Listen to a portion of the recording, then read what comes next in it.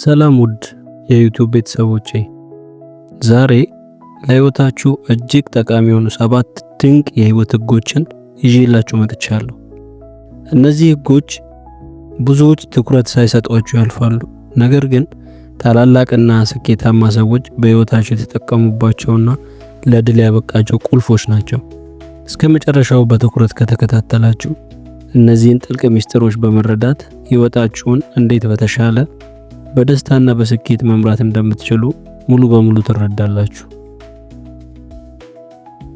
የመጀመሪያው ህግ የአመስጋኝነት ኃይል ይባላል።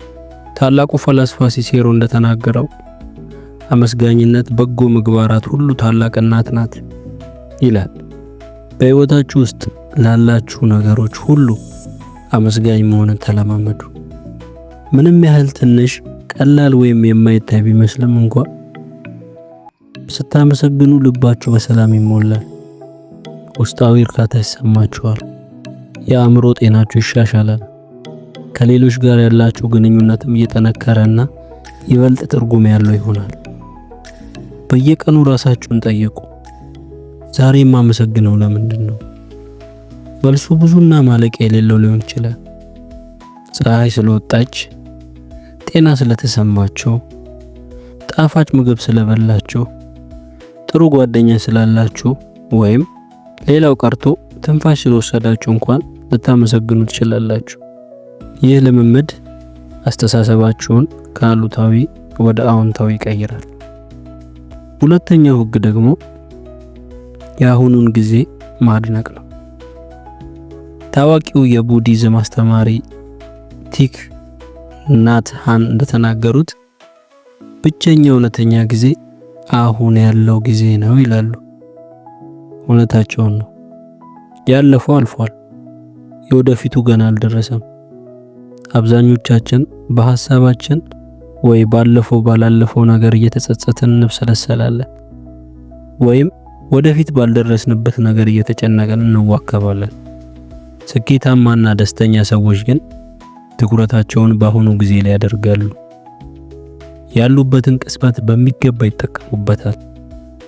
እየተከናወነ ያለውን ነገር በሙሉ ልባቸው ያስተውላሉ እና ትንንሽ የሚመስሉትን የህይወት ውበቶች እንኳን ያደንቃሉ። አሁን እየሆነ ያለውን ነገር አስተውሉ። በዙሪያችሁ ያሉትን ድምጾች አድምጡ። ያላችሁን ስሜት ይሰማችሁ እና ኑሯችሁን ሙሉ በሙሉ ኑሩት። ያለፈው ትምህርት ነው፣ የወደፊቱ ደግሞ ተስፋ ነው። ያለው እውነት አሁን ብቻ ነው። ሶስተኛው ህግ የማያቋርጥ ትምህርትና እድገት ነው። ታላቁ ሳይንቲስት አልበርት አንስታይን በአንድ ወቅት እንዲህ ብሎ ነበር፣ አእምሮ ልክ እንደ ጃንጥላ ነው፣ የሚሰራው ሲከፈት ብቻ ነው። በቃኝ ማለት የለም።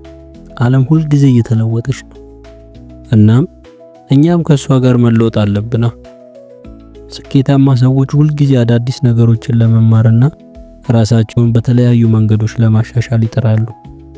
መጽሐፍትን አንብቡ፣ አዳዲስ ክህሎቶችን ተማሩ፣ ከአዳዲስና አስተማሪ ሰዎች ጋር ተገናኙ፣ ሴሚናሮችንና የስልጠና ፕሮግራሞችን ተከታተሉ።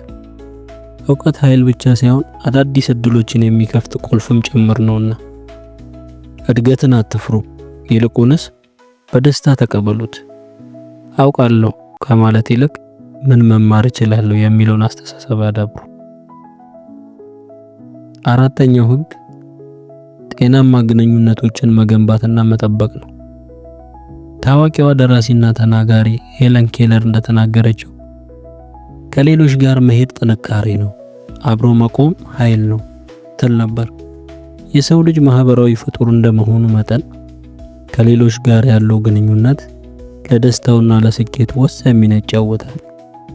በዙሪያችሁ አዎንታዊ አስተሳሰብ ያላቸው የሚያበረታቱና የሚደግፉ ሰዎች እንደሚኖሩ ማድረግ ለስኬታችሁና ለአእምሮ ሰላማችሁ እጅግ አስፈላጊ ነው። መርዛማ የሆኑ ጉልበታችሁን የሚወስዱና ወደ ኋላ የሚጎትታችሁን ግንኙነቶች አስወግዱ ወይም ገድቡ። ለምትቀርቧቸው ቤተሰብ፣ ጓደኞችና አጋሮች ጊዜ ስጡ። በፍቅር በመተሳሰብና በመከባበር ተገናኙ። ጠንካራ ግንኙነቶች የህይወት ምሰሶዎች ናቸው። አምስተኛው ህግ ለራሳችሁ ጊዜ መስጠት ነው። ለሌሎች ጊዜ መስጠት አስፈላጊ እንደሆነ እናስባለን። ነገር ግን ለራሳችን ጊዜ መስጠት ደግሞ የዚያኑ ያህል ወሳኝ ነው። በዘመናዊው የህይወት ግርግርና ጫና ውስጥ ራሳችሁን መርሳት በጣም ቀላል ነው። ነገር ግን ለራሳችሁ ጊዜ መስጠት የአእምሮና የአካል ጤንነታችሁን ለመጠበቅ ወሳኝ ነው። ቢያንስ በቀን ለጥቂት ደቂቃዎች ብቻችሁን ሁኑ። የምትወዱትን ዘና የሚያደርግ ነገር አድርጉ።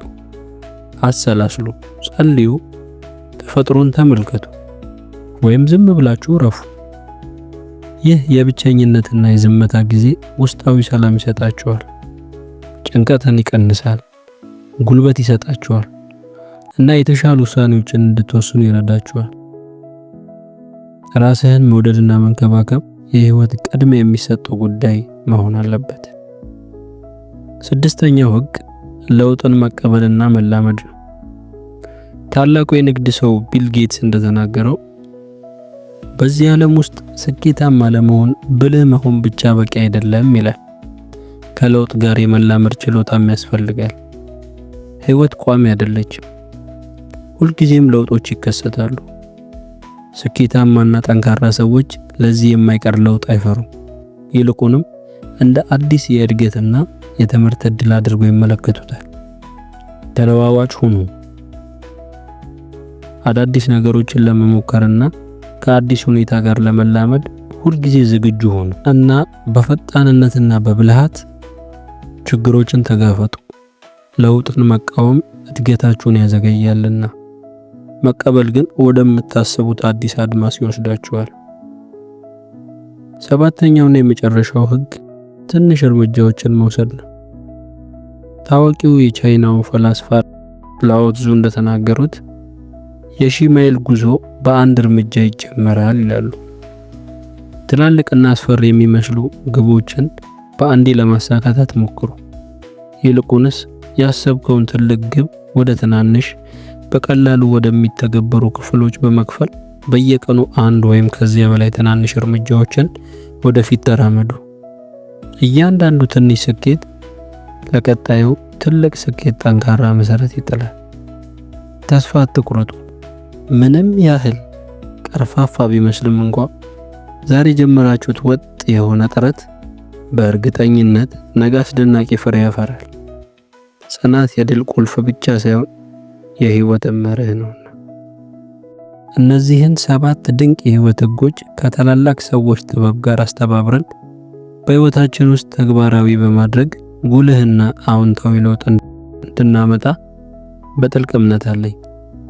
ከነዚህ ህጎች ውስጥ የትኛው ህይወታችሁ ውስጥ ትልቅ ለውጥ እንዳመጣላችሁ በአስተያየት መስጫው ላይ አካፍሉኝ። ይህ ቪዲዮ ጠቃሚና አነቃቂ ሆኖ ካገኛችሁት ላይክ፣ ፎሎ እና ሼር ማድረግ እንዳይረሳ። አመሰግናለሁ። ሰላም ቆዩ።